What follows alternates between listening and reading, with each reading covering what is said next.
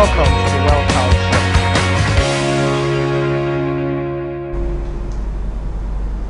Show. Good evening and welcome to the Well Child Show, brought to you by Global Child Health and Safety Initiative. My name, as always, is Kemak Onyenuchea, and I'm so glad that you're spending your precious time with us today.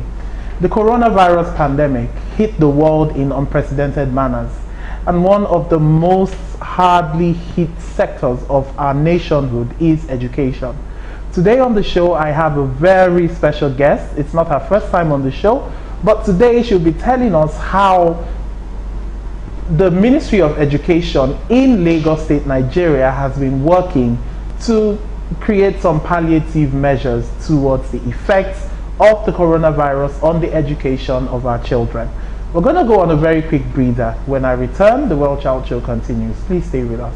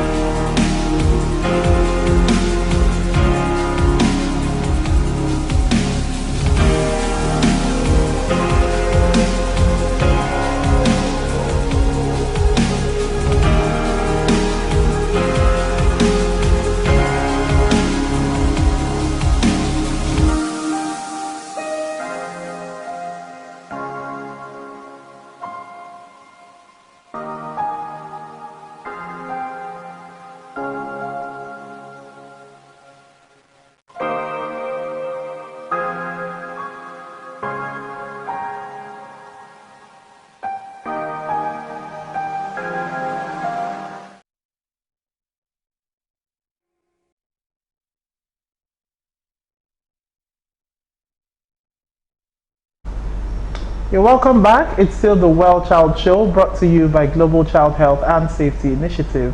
My name remains Kemak Onyenuchea, your regular host. Today on the program, I have a very special guest. She is a dear friend of mine and the Senior Special Assistant on STEM Education in Lagos State, Honorable Adetola Salau. You're welcome to the program. Good evening. Thank you for having me on.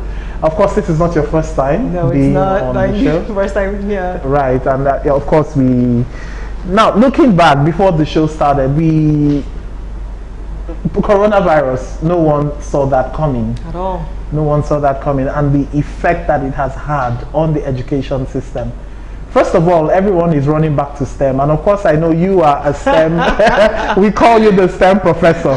So what can you say about, it's like a vindication of all what you've been saying, prior to now, on how STEM education has to be, deeply ingrained.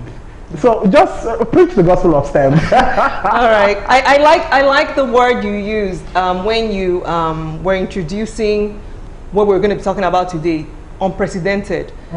All through this week, that was the word I've been thinking about. Wow. A friend made a joke. I bought a planner for 2020 and she was saying, wow, are you really using that planner? And I started laughing. And I also saw that on Twitter, some people making jokes about whether or not they're using their 2020 planners. Well, I'm still using mine. Yes, unprecedented is a word we'll have for this year. However, like you said, we've been talking about this. In fact, I was just looking through a book I had written in 2017, the one we had spoken about the last time I was here, Future Readiness in Education. And that's what I was talking about, digital literacy, preparing our students for the future, preparing for that things are going to really start shifting. Well, guess what? It's happened. Things have shifted. There's been a major disruption and things will never be the same. Like we say now, this is the new normal. So yes, it's time for everybody to join, get on our bus. The bus of making sure that our students infuse tech in their learning.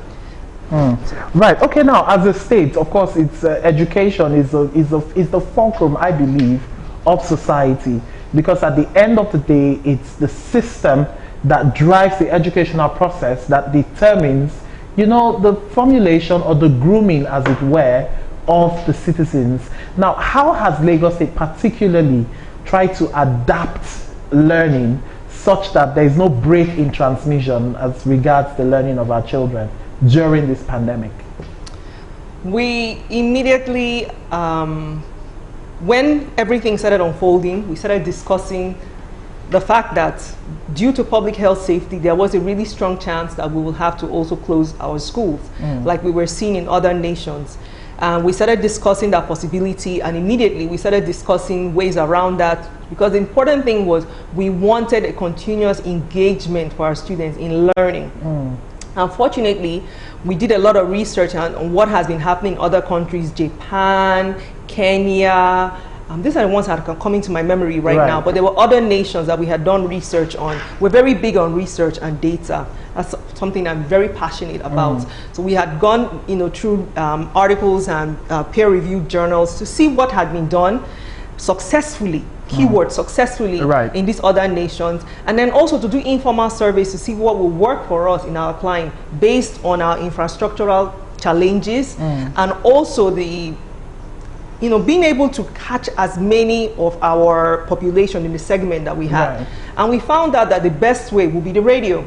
Yes, so we were going to engage our students in distance learning, even if they were not in our physical structures. We were still going to engage them in distance learning, but we were going to use the radio. I know a lot of people were mentioning apps and mentioning going online, but you see, you have to understand the environment and the constraints that you have. And one of the constraints we have in this environment is, first of all, the devices. The students having access to devices where they can go online, and then having data to be able to go online and, you know, preview, go through the material that's online. But on the radio, it's very easy. Even the smallest, there's a word we have for those phones, the really simple smartphones, they all have radio applications. And then you have those small, inexpensive radio devices that they can also carry around with them. And somehow, even when you're in the buses, you have bus drivers listening to radio. So radio is something that cuts across all segments in society. Somehow, for the most part, we're plugged into listening to our radios. So the radio was one area that we know was going to be a good level playing field. Then of course TVs, we have a lot of people also watching TV. Unfortunately, we had private sector organizations who were willing to partner with us, both radio stations and TV stations, to allow us to air our content for free. So right now we have our teachers who demonstrate and record, how would I call them? They're kind of like podcasts, radio content, teaching the children 8 subjects, and then for junior secondary and senior secondary, and also the primary schools. And then we also have them recording themselves teaching and demonstrating these subjects for the TV. The TV is once, I have the schedule. I'll look on it. Okay, we'll look at the schedule. We'll look at the schedule. But I know a major challenge. Now, speaking about myself, right? The discipline and concentration. Now, personally, I don't do too well with distance learning, especially learning over the internet. Now, I want to put myself in the position of a child. And of course, we know children naturally have a lower attention span. So are there any steps, you know, in choosing these panaceas to the coronavirus pandemic and its effects on education? Are there also some steps, you know, that you have taken to ensure that, for instance, children concentrate and actually participate in the learning process? Yes, we have. All right. First of all, the way that the teachers have put together the content, I have to say kudos to our team. They've done fantastic work. They made it in such a way that all our children find it entertaining and engaging, and they're really interested in calling in. And then we even have Fridays as calling, where the parents calling or the children themselves calling, yes, with their questions. We've even had the Honorable Commissioner herself answer a question on one Friday. I'm trying to remember when it was. It was last month. So we've had opportunities where there's a back and forth engagement. The students are tuned in and plugged into it. It's more the way it feels, because I also plug in and I listen to it and go back and let's work on this, let's work on that. The way it's structured in such a way that it's something that the children already like. You see, we have to understand that a lot of our children, even this segment that we are worried that they're not normally online. Somehow they're already used to this kind of material. They're used to Instagram, they're used to YouTube. More of them are digital natives than our own generation, the generation before us. So they're used to visual content, they're used to listening to skits on radio, they're used to things that somehow have some element of fun and entertainment. We call it edutainment now. So the way this content has been produced, it's been produced in lieu of that. That there's some elements of that embedded in that. So there's, no matter what, they're plugging them in, they're gluing them in, actually the word is reeling, they're reeling them in, and they're following along with it. I listened to, there was one I listened to the other day, mathematics, and I liked the way the math teacher presented the material. It was, what was talking about that day? That was junior secondary, and I believe he was talking about graphs. Yes, he was talking about graphs to the students. And I liked the examples that he used. Some of the examples were real life examples that the children would understand and be able to relate to. And that's what we've been emphasizing over and over to them. Make sure there are things that the students can relate to and they can identify with and understand. Not something that's abstract, that they're sitting there like you're saying. You're saying, okay, I don't really understand, what are they saying? Something that can, okay, yeah, I know that. Yeah, I know I can do that, I can use that. So things like the examples like that. The other day, for the junior secondary too, they had a segment on poetry. And it was really good. They were talking about our own poets that we have here, and they were using language that the students will understand. They really brought it down to their level, things that they relate with in the real world. That's how learning should be. So yes, it's distance. Yes, I understand what you're saying about discipline. But you know what? Our children actually do want to learn. Even when they're listening to the radio and they are looking on Instagram, there's a part of them that says, you know what is new here? Because the brain always craves new information. That's the way the brain works.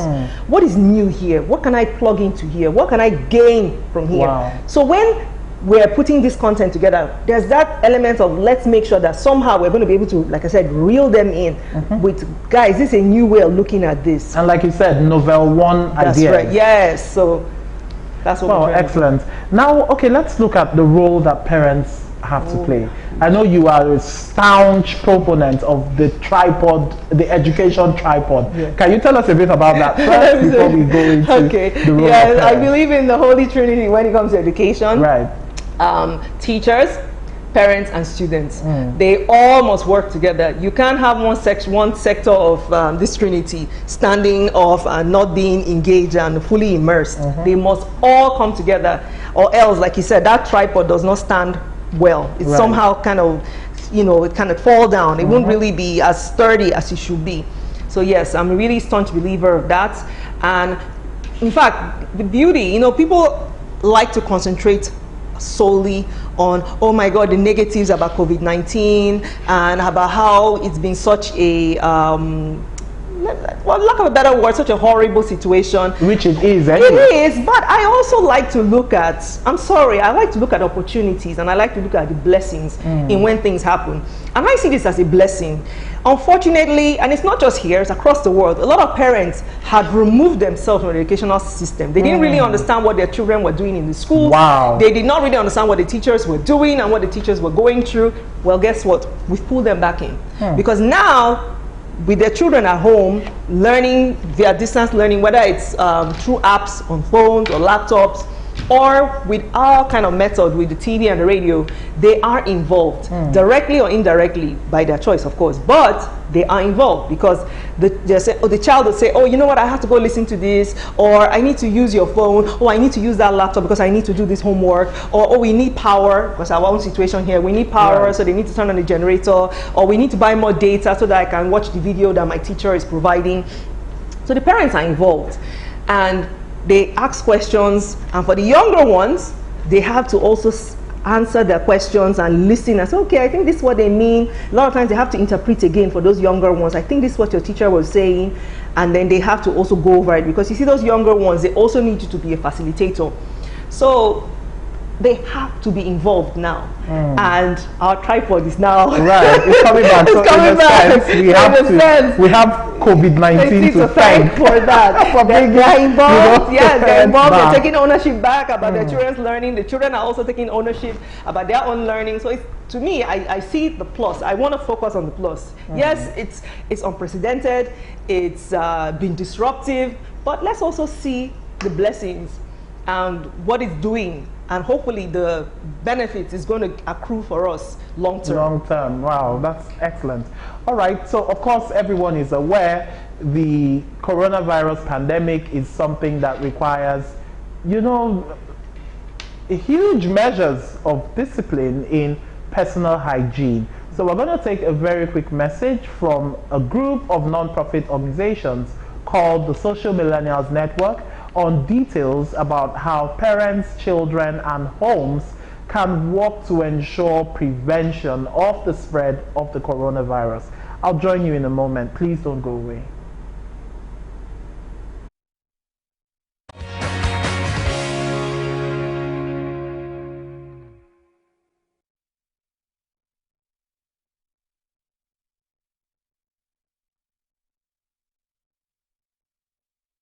Show. My name is Kemak Onyenuche, and of course I'm glad that you're back with us. I still have with me in the studio Honorable Adetola Salau, the Senior Special Assistant on STEM Education in Lagos State. Tola, you're welcome back to the program. Thank you. Right, now before we went on the break, we were talking about how, you know, the obvious occurrence of the COVID-19 and the necessity of children now learning from homes, the effect it has in pulling parents back into the education, you know, and you, of course, you are a proponent of the holy trinity of education. But across board, there is some measure of, would I say, frustration or complaint from parents about, you know, being actively involved in the learning and education of their children. What do you have to say to parents at this time? Okay. I understand that a huge part of going to school is socialization. And I shouldn't say we all understand that a huge part of it is socialization. So just this week, because I'm also a parent and I'm an educator myself, so I actually put myself in those two shoes. And just this week, I had actually sat down in between all the webinars and the work I'm doing, my own work. I thought about it, that it's a really challenging time for our children. So I wrote an article, let's see, what did I entitle it? Yes, keeping children emotionally resilient during this COVID-19 pandemic. And it's important that, yes, we're telling the children they're in lockdown, they're in quarantine, they're home, and of course they understand, but at the same time, remember that a lot of us are actually undergoing an overload of news. Al Jazeera, CNN, our own news outlets, social media about this. We should understand that it's also difficult and challenging for our children right now, because remember, they are cut off from their peers, and those are their support system, and then they are learning in ways that they're not used to. They are used to being with the teachers, engaged in a physical structure. Now they're having to learn a lot of times through the phone or laptop or radio or TV, like we're asking them to. So we need to understand that we need, this is, I know I keep coming back to this, I like to look at blessings in the midst of adversity. This is a good opportunity for us to teach them resiliency. One of the key traits that will make such a huge difference in this 21st century is emotional resiliency, them being able to bounce no matter situations that are happening around them. So I want to encourage our parents that a lot of them are not trained to work with children and deal with children. Start equipping yourself right now. Go online, read articles, watch videos. YouTube is a great resource. And pay attention to your children's emotional needs. I wrote that in the article. Pay attention to them. You need to understand that children's emotional and psychological being is tied into being taken care of, having comfort, feeling secure. You as an adult, you as a parent, that's what you do. So I would say, when you're watching news, please sometimes shield them from it so that they don't have too much. And then when they're hearing about the, how would I call it, the oncoming global recession, also kind of shield them from it. And I know things are also challenging for a lot of us right now because of the oncoming global recession we're all talking about right now. Talk about it, but do not give them that doom and gloom outlook, because it can really affect them long term, and you don't want them to have that. Yes, they should have an idea of what's going on, but it shouldn't be too much. Don't rob them of their childhood, is what I'm trying to say. And then I also encourage us to ensure that we talk to them. Let them talk to us about their feelings. Don't shut them down. One thing that I find that some parents do is, oh, don't even complain. After all, some people out there are hungry, some people are actually dying. Don't do that. Let them be able to air how they feel. It's very important. Hear them out and address them. Okay, yeah, I understand why you feel that way. You want to talk more about it? Don't cut them off. I will also say we need to be very careful because they are home, and right now it seems like there's no boundary in time. In fact, sometimes there are jokes like, oh, today is Monday, or today is Friday. I don't even know it's like Friday. No one can don't tell do that. What Yes, don't do that. Emphasize structure. It's very important. All humans need structure, most particularly children. They need structure. One thing I did, I remember that first week when we began the lockdown, was I opened my planner. Yes, remember I said I still use my planner, and I made a schedule for myself. I said 8 a.m. do this, 9 a.m. do this, 10 a.m. do this. I know I would not be able to follow that all the time, but at least for the most part, I gave myself a defined boundary around how my day should flow, because you have to be flexible. Some things will change here and there. I would say do the same with your children too. Give them that structure. Don't say, oh, because you have online school and it starts at 9 o'clock, guess what, dude, you are going to just wake up at 8:30 or 9 a.m. No. Say, you know what, you're going to wake up at 7:30 or 8, you're going to prepare for school, you're going to do this. Still have them prepare as if they're going to a physical school, so that it still gives them that mental preparedness that, oh, I'm actually going to school. And then when they're in school, a lot of schools, they do video calls and video callings, so make sure they're dressed, because put it in them that, look, you're still That's at the time. Yes, of when learning. that's for those of them. Home. Yes, for those of them who are in online school and the schools are engaging them. Even if they're not even doing video calls, even if it's on WhatsApp, please have them dress appropriately, so that it emphasizes in their mind that, wow, I'm learning and I'm in this frame of mind right now. Don't let them just be quote unquote chilling and doing their homework while they're in their PJs and they're answering video calls in their bed, or while they're, no, don't do that. Have that structure for them. It's going to help them, because we don't know how long this is going to be. You don't want a situation where they are now going back to school and they're all confused. There's too much laxity. Yes, there's too much laxity and they're all confused.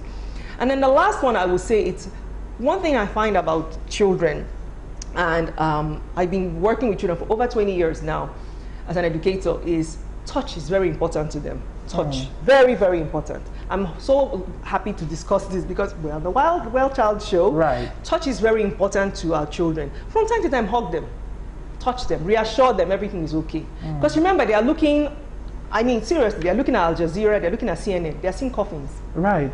They are seeing sick people, they're seeing nurses, they're seeing doctors. Tell them it's okay. They are okay. Sometimes, some of them might have even lost loved ones, or they've heard of people who are close to them or related to them distantly who are lost. Reassure them. They need you to reassure them right now. So you're going to reassure them with touch, you're going to reassure them with your words. That is your job as a parent or a guardian right now, to do that reassurance. Wow. Yes. That's excellent. Like that's a masterclass on its own. It is. Honorable It Tola. is. Thank you so much for that. Now I want to ask a question.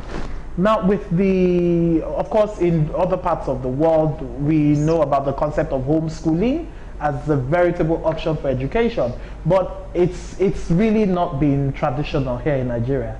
But with the onset of this virus and the need to socially distance, we find virtually all children are being homeschooled now. Right now. So what would you say, as someone who has her heels deep in education and policy formulation in the state, what would you say this portends for like the oncoming culture of homeschooling in Nigeria?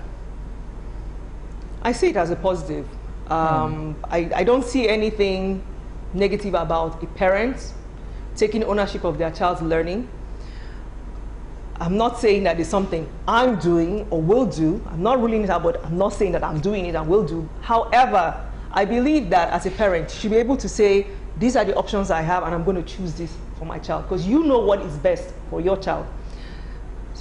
In fact, like I know I keep flogging that horse, but I'm going to keep saying it. To me, this is a blessing. As a parent, to be able to say, you know what, I'm seeing that my child is how my child learns. A lot of them are beginning to really discover during this period now how their children really learn now. Okay, I see that my child learns this way. I see that this works for my child like this. Wow, okay, I can do this, I can do this, I can do this. This is the time for you to discover your child's weaknesses and strengths. This is the time where you can now start argumenting, not just forcing the child and force feeding more and more academic content. Also start working on their soft skills. Start talking about what their dreams and their hopes for their futures are. and start getting involved in how they think. A lot of parents have not really listened to their children as long as they've had during this period. So look at this as a blessing, that you're going to really listen to your child now, or children, as the case may be. So I actually see this as a blessing. I also see the children understanding that the way the world, the future of work is going, is whether you like it or not, you have to take ownership of your learning, because learning is going to have to be lifelong. It's not like the way it was our generation and the generations before, where you went to university 4 years, or maybe you went for a master's and that was the end. After that, you didn't do any other skilling or any other courses. It's different now. You're constantly skilling up, you're constantly taking courses, you're constantly saying, you know what, I need to learn how to do this, I need to do that. You get on the job, they're like, oh wait, you know what, we also want you to do this, want you to do this. You go back again, oh wow, I need to be able to do this, do this, do this. If they don't have that mindset of saying, you know what, I am the one that wants to learn this, I am going to go and learn this, they're not going to be able to succeed. Right. They're going to gain those kind of skills now. If their parents equip them right now, they're going to gain it now. Yeah. So parents, in essence, should look beyond the temporal discomfort of having to spend, you know, hours. And really, I quite agree with you, Honorable Tola. I see no wrong in parents, like you said, taking ownership of the learnings of their children.